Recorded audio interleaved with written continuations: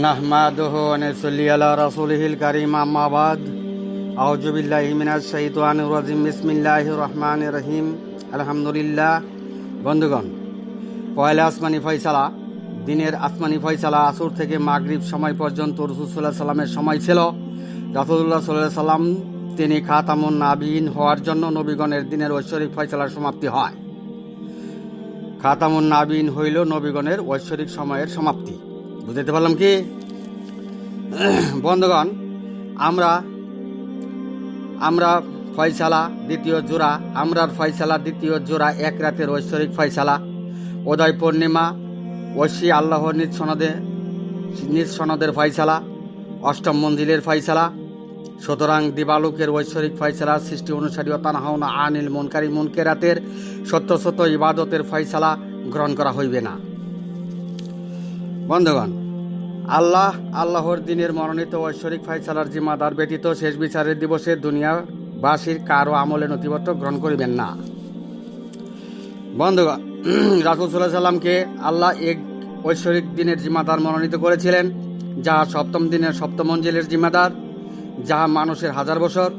রাসূলুল্লাহ সাল্লাল্লাহু আলাইহি সাল্লাম মানুষের 1000 বছরের ওই জিম্মাদার, আমাদের অষ্টম মঞ্জিলের জিম্মাদার নয়। ঐশ্বরিক মহাচাঁদের পূর্ণিমার সময়ের পর্যন্ত জিম্মাদার নয়। বন্ধুগণ, বনি আদম জাতির প্রভুর স্বীকৃতি তাওহীদবাদ, একেশ্বরবাদ, ভুল সংশোধন ব্যতীত অষ্টম মঞ্জিলে কারো স্থান নাই। তাওহীদের ভুলের জন্যই মাদানীর ইসলামী 72 দল জাহান্নামী হইল, মৃত্যুতে গলিত অস্থিতে পরিণত হয়ে কবরে জাহান্নামের ফয়সালায় চলিয়া গেল। বন্ধুগণ, আল্লাহ বলেন, ওয়া উদিয়াল কিতাব ওয়া জিয়া বিন নাবিয়িনা ওয়াশ শুহাদা। বন্ধুগণ, নবীগণ উম্মতের কৃতকর্ম লইয়া শেষ বিচারের দিবসে সাক্ষ্যকারীগণের সম্মুখে হাজির হইবেন, উপস্থিত হইবেন। বন্ধুগণ, সাক্ষ্যকারীগণ হওয়াতে একটি জিন মানবের অংশে জন্ম থেকে মৃত্যু পর্যন্ত সাহায্যে নিয়োজিত। তাই জিন আর ইনসানের অংশ যুগেই মানব জীবন। বন্ধুগণ, জিন আর ইনসানকে শনাক্ত করতে বহু বছরের প্রয়োজন, তাই সাক্ষ্যকারীগণ বলা হয়েছে। একটি মানুষকেই সাক্ষ্যকারীগণ বলা হয়েছে, যেহেতু মানুষের মাঝে জিনের অংশ আছে। বন্ধুগণ, উম্মতের কৃতকর্ম নবীগণ লইয়া হাজির হবেন, উক্ত বাণীতে বলা হয়নি। উম্মতের কৃতকর্ম নবীগণ লইয়া হাজির হবেন, উক্ত বাণীতে বলা হয়নি পীর ওলে গাউত কুতুব মুফাসসির মুহাদ্দিস মুহতামিম মুফতি আজম মুফাসসিরে কোরআন গণ তাদের কৃতকর্ম লইয়া আল্লাহর সমীপে শেষ বিচারের দিবসে হাজির হবেন, এই কথা বলা হয়নি। সুতরাং উক্ত বাণীতে বলা হয় নাই। বন্ধুগণ, এখানে বুঝতে হইবে যে নবীগণ আল্লাহর মহাদিনের মনোনীত জিম্মাদার ছিল। সেই নবীগণ তাদের উম্মতের কৃতকর্ম লইয়া হাজির হইবেন, এটাই বুঝতে হইবে। বন্ধুগণ, নবীগণের উম্মতগণ যাহা কৃতকর্ম করেন, প্রার্থনা করেন, আমল জমা করেন, নবীগণের উম্মতগণ যাহা কৃতকর্ম করেন, প্রার্থনা করেন, আমল জমা করেন, সবের বস্তা জমা করেন, পাঠান আখিরাতের জন্য, আল্লাহ সেই আমলগুলো আল্লাহর ঐশ্বরিক মহাদিনের মনোনীত জিম্মাদারের নিকট প্রেরণ করবেন। তখন ওই উক্ত উম্মতের আমলের নথিপত্রগুলো বিচারের ভুল ত্রুটি সংশোধনীতে যাবে। বোঝাইতে পারলাম কি বন্ধুগণ? মানুষের 1000 বছর আল্লাহর একদিন, সেই মহাদিনের মনোনীত জিম্মাদার ব্যতীত কারো আমলের নথিপত্র শেষ বিচারের দিবসে গ্রহণযোগ্য হইবে না। বন্ধুগণ, কেন সার্বজনীনভাবে আমলের নথিপত্র গ্রহণযোগ্য হবে না? কেন সার্বজনীনভাবে আমলের নথিপত্র গ্রহণযোগ্য হইবে না? উত্তরে আমরা বুঝতে পারলাম যে আল্লাহর সেই ঐশ্বরিক মহাদিনের জিম্মাদার ব্যতীত আল্লাহ তাআলা বিচারের কার্য সমাধান করিবেন না। তাই নবীগণ মানুষের 1000 বছর আল্লাহর একদিন, সেই দিনের মনোনীত জিম্মাদার। আল্লাহর নিজস্ব দিন ব্যতীত বাহিরে কোনো প্রকার বিচার কার্য সংগঠিত করিবেন না। বন্ধুগণ, ওয়াউদিয়াল কিতাব ওয়া জিয়া বিন নাবিয়িনা ওয়াশ শুহাদা, উক্ত বাণীতে নবীগণের কথাই উল্লেখ করা হয়েছে। এর মূল কারণ নবীগণ আল্লাহর মহাদিনের মনোনীত জিম্মাদার ছিল। আল্লাহর দিনের মনোনীত জিম্মাদার ছিল। বন্ধুগণ, যারা আল্লাহর দিনের মনোনীত জিম্মাদার নয়, তারাও মুসলিম বিশ্বে ফিরকাকে বলবৎ করতে অমুকে 10 জন, অমুকে 40 জন, আর বাবা জান্নাতে নিবই, এমন সমাধান কুশিয়ে আছে। বুঝাইতে পারলাম কি বন্ধুগণ? নবীগণের পহেলা ঐশ্বরিক আসমানি ফয়সালা রাসূল সাল্লাল্লাহু আলাইহি সাল্লাম খাতামুন নাবিয়িন হওয়াতে পহেলা আসমানি ফয়সালা সমাপ্তি হয়। বুঝাইতে পারলাম কি? বাতমাসটা আপনারাও খান। বন্ধুগণ, নবীগণের পহেলা আসমানি ফয়সালার দিনের শেষ সময়ে আসর থেকে মাগরিব সময় শেষে উদয় পূর্ণিমা ঐশী এক রাতের ঐশ্বরিক সময়ের আল্লাহর মহাদিনের দ্বিতীয় জোড়া ঐশ্বরিক সময়ের ফয়সালা জগতে প্রবাহমান চলিতেছে। বন্ধুগণ, আল্লাহর মহাদিনের মহা ঐশী চাঁদের পূর্ণিমার মহাসনদে মহাহাদির সনদ হয়েছে, আর উক্ত সনদটি আল্লাহর মহাদিনের আল্লাহর নিজ সনদে মনোনীত আল্লাহর খলিফা। বুঝাইতে পারলাম কি বন্ধুগণ? আল্লাহর মহাদিনের অষ্টম মঞ্জিলের ঐশ্বরিক বিধান জগতে বর্তমান চলিতেছে, কেননা আল্লাহর মহাদিনের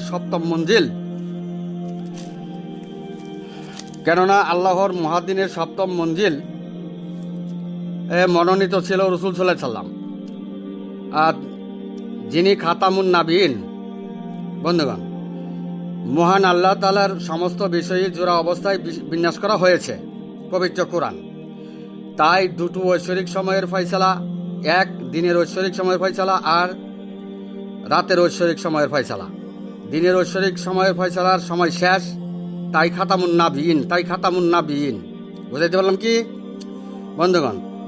সপ্তম দিনের সপ্তম মঞ্জিলের পর রাতের জোড়া ঐশ্বরিক সময়ে আল্লাহর খলিফা অষ্টম দিনে অষ্টম মঞ্জিলের সময় অতিবাহিত বর্তমান চলমান। বন্ধুগণ, রাসূল সাল্লাল্লাহু আলাইহি সাল্লাম আল্লাহর একদিন 1000 বছর নবীগণের উম্মতের কৃতকর্ম লইয়া শেষ বিচারের দিবসে হাজির হইবেন। যেহেতু আল্লাহর মহাদিনের একদিনের জিম্মাদার রাসূল সাল্লাল্লাহু আলাইহি সাল্লাম ছিলেন, তাই 1000 বছরের উম্মতের জিম্মাদারি হিসাবে শেষ বিচারের দিবসে মনোনীত থাকবেন। বন্ধুগণ, আল্লাহর মনোনীত দিনের জিম্মাদার ব্যতীত কারো আমলে নথিপত্র বিচার দিবসে গ্রহণযোগ্য নয়। তাই আল্লাহ বলেন, ওয়াউদিয়াল কিতাবু ওয়াজিয়া বিন নাবিয়িনা ওয়াশ শুহাদা। বন্ধুগণ, শুহাদাই মনোনীত যিনি, তিনি মানবজাতির ইমাম, আখিরাতের ইমাম। বন্ধুগণ, আল্লাহ বলেন, আমি আমার আলো পূর্ণরূপে প্রকাশ করব। আল্লাহ নিজেই পূর্ণরূপে আল্লাহর আলো প্রকাশ করবেন। আল্লাহ নিজেই তার কার্য পরিচালনা করিবেন। তাই আল্লাহর অষ্টম মহাদিনের অষ্টম মঞ্জিলে পূর্ণরূপে আল্লাহর আলো প্রকাশের বাস্তবায়ন শুরু চলিতেছে। আর পূর্ণরূপে আল্লাহর আলো প্রকাশের বরাদ্দ 2টি সুবছর দান, পবিত্র কুরআন। বুঝাইতে পারলাম কি বন্ধুগণ? যিনি আল্লাহর মহাদিনের মনোনীত জিম্মাদার, তার মাধ্যম দিয়েই মানুষের কৃতকর্মের বিচারের সমাধান হইবে, আর তা না হলেই মানুষের সমস্ত আমলই মিস্টেক হইবে। বন্ধুগণ, মনোনীত আল্লাহর খলিফা আল্লাহর ততদিনের সময়ের জোড়া ঐশ্বরিক ফয়সালা লইয়াই মনোনীত। আরেকবার, মনোনীত আল্লাহর খলিফা আল্লাহর ততদিনের সময়ের জোড়া ঐশ্বরিক ফয়সালা লইয়াই মনোনীত। বন্ধুগণ, মহান আল্লাহ তাআলা রাসূল সাল্লাল্লাহু আলাইহি সাল্লামকে কেন একদিনের সময় দিয়েছিলেন, আর রাসূল সাল্লাল্লাহু আলাইহি সাল্লাম তিনি পহেলা আসমানি ফয়সালায় আসর থেকে মাগরিব সময় কেন পেয়েছিলেন?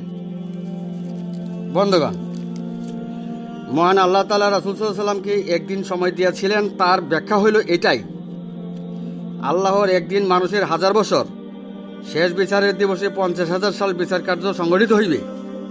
তন্মধ্যে সপ্তম দিনে সপ্তম মঞ্জিলে 1000 বছর উম্মতের জিম্মাদারি হিসাবে জান্নাতের সাফাই দিবেন রাসূল সাল্লাল্লাহু আলাইহি সাল্লাম।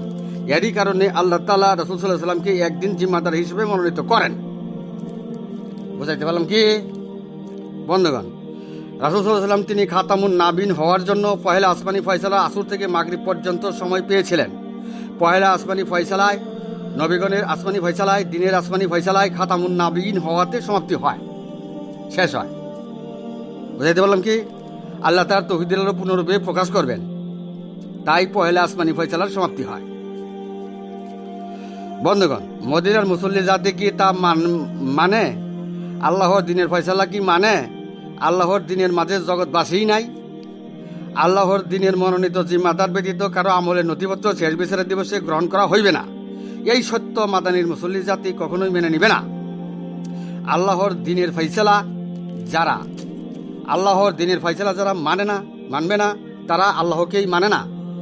তারাই জিন শয়তানের তাওহীদবাদী, আল্লাহর অবাধ্যকারী, বাতিলের হক্কানির দল, ফাকাসাদ কুলুবুহুমের কিতাবদারি মুনকিরাতের দল, ওয়াতানহাউনা আনিল মুনকিরাতের কিতাবদারি মাদানীর 72 দল কখনোই আল্লাহর দিনের ঐশ্বরিক ফয়সালা মেনে নিতে চাইবে না। এর কারণ দুনিয়া। বন্ধুগণ, আল্লাহর দিনের মনোনীত ব্যক্তিগণ ছাড়া জগতে জান্নাতের সাফাই কেউ দিতে পারিবে না। বন্ধুগণ, তাওহীদের সাফাই সাক্ষ্য আল্লাহর দিনের মনোনীত জিম্মাদার ব্যতীত, আল্লাহর মনোনীত ব্যতীত অন্য কেউ দেওয়ার প্রশ্নই আসতে পারে না। বন্ধুগণ, জগতে ঐশ্বরিক দিনের ফয়সালাই মনোনীত নয়, জগতে আল্লাহর দিনের জিম্মাদার নয়, আল্লাহর দিনের মনোনীত ফয়সালার জিম্মাদার নয়, এমন মিথ্যা দালালেরা জান্নাতের সাফাইয়ের ফিরকার নথিপত্র প্রকাশ করে, আরও তাওহীদের সাফাই সাক্ষ্য একেবারেই গোপন করে। বন্ধুগণ, জগতে যারা ঐশ্বরিক ফয়সালা ব্যতীত জান্নাতের সাফাই দেয়, তারা আল্লাহর ফয়সালা না মেনেই দেয়। বুঝাইতে পারলাম কি? রাসূলুল্লাহ সাল্লাল্লাহু আলাইহি সাল্লাম তিনি জান্নাতের সাফাই দিতে আল্লাহর হুকুমের অপেক্ষায় থাকতে হইবে, আর আল্লাহর ঐশ্বরিক ফয়সালাই মনোনীত নয় এমন ব্যক্তিরাও দুনিয়াতে জান্নাতের সাফাই দেয়। যাক, মিথ্যার উপর দুনিয়ার কর্তৃত্ব প্রতিষ্ঠাই তাদের লক্ষ্য ছিল। দুনিয়ার জমিনে জিন শয়তানের বুজুর্গানে দলেরাও জান্নাতের সাফাই দেয়, জিন শয়তানের তাওহীদবাদীর বুজুর্গানে দলেরাও জান্নাতের সাফাই দেয়। বন্ধুগণ, আল্লাহ বলেন, কুল্লা তামান্না আলাই ইসলামাকুম, বলুন মনের অংশের তাওহীদবাদের ইসলামকে গ্রহণ করা হইবে না। বন্ধুগণ, প্রত্যেকের মনের অংশটি ছিল জিন শয়তানের তাওহীদবাদীর অংশ, তাই আল্লাহর অবাধ্যকারী, বাতিলের হক্কানির অংশ। বন্ধুগণ, মাদানীর ইসলামে মনের ভরসা বিশ্বাসকারী সত্যবাদী জিন শয়তানের বুজুর্গ গানের দিনগণ দুনিয়ার জমিনে জান্নাতের সাফাইয়ের হাট বাজার শুরু করেছে। কি বলেন? দেখতেছেন না? বন্ধুগণ, আল্লাহ বলেন, ওয়াতানহাউনা আনিল মুনকারি, তোমরা সৃষ্টি অনুসারী হইতে নিষেধ করো। তোমরা সৃষ্টি অনুসারী মুনকারি হইও না। সারে দুনিয়া সমস্ত মসজিদ, মাদ্রাসা, মক্তবে সৃষ্টির জামাতির 72 দলের ক্যাডারগণ, সৃষ্টি অনুসারী সনদদারীরা, বাতিলের হক্কানিরা দুনিয়ার জমিনে জান্নাতের সাফাইয়ের ফিরকার প্রকাশ করে, জান্নাতের সাফাইয়ের দলিল ফিরকা প্রকাশ করে সৃষ্টি অনুসারী মর্যাদা আনয়ন করেছে। অমুকে 10 জন, অমুকে 40 জন জান্নাতের সাফাই দিব। আমরা তো হতবাক। বন্ধুগণ, যে জান্নাতের সাফাইয়ের হুকুমের জন্য ঐশ্বরিক সময়ের জিম্মাদার হযরত রাসূল সাল্লাল্লাহু আলাইহি সাল্লাম অপেক্ষায় থাকিতে হইবে, ফিরকার জামাতির 72 দলের ক্যাডারগণ, মাঝি, নৌকা, চালকি, ঘোড়া, হেলপার কর্তা, ড্রাইভার গাড়ি হয়ে জান্নাতের সাফাই দেওয়ার ঘোষণা দেয়, তখন তো অজ্ঞান হইতেই হয়।